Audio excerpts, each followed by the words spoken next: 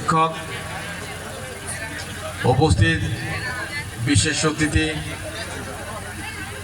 কামরুজ্জামান ভূঁইয়া, মাসুম ভাই, সভাপতি Sadipur union BNP, সাংগঠনিক সম্পাদক সোনাগাঁ থানা বিএনপি, উপস্থিত রমজান আলী প্রধান, ভারপ্রাপ্ত chairman Sadipur union BNP, Sadipur union, এবং আমার খুব শ্রদ্ধাভাজন এবং আমার পরিবারের লোক বলাই চলে আব্দুর রহমান সাহেব, সাধারণ সম্পাদক সাদিপুর ইউনিয়ন বিএনপি।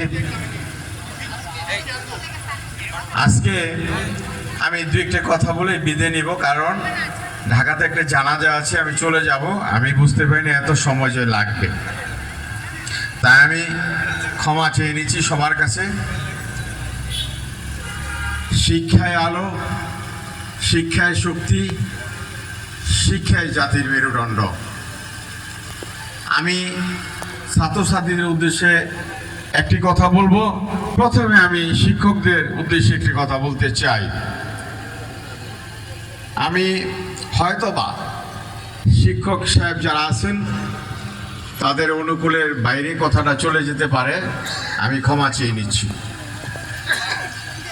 আজকে যে ছেলেটা, যে মেয়েটা আপনার হাই স্কুলে 5 বছর লেখাপড়া করে পরীক্ষার্থী হলো, যখন সে 9-এ উঠলো, তখন মাসে অথবা 3 মাস পর পর গার্জেনের সাথে আপনি একটি সমাবেশ করবেন।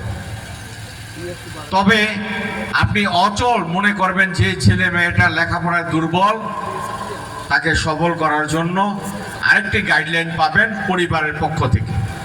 আপনি স্কুলের শিক্ষায় শিক্ষিত করতে পারবেন না একা, যদি তার পারিবারিকভাবে তার প্রতি কোনো খেয়াল না রাখে।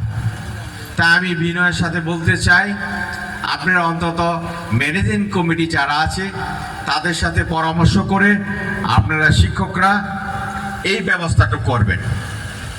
আজকে 6 তারিখ, 10 তারিখে পরীক্ষা। এখন অনেক কথা বললেও তাদের এক কানে ঢুকবে, আরেক কান দিয়ে চলে যাবে। তাই আমি এখন কোনো উপদেশ দেওয়ার মতো সময় নেই। আমি আল্লাহর কাছে দোয়া করব এই ছাত্রছাত্রীদের যেন আল্লাহ ভালো রেজাল্ট করায় এবং ভালো লেখাপড়া যতটুকু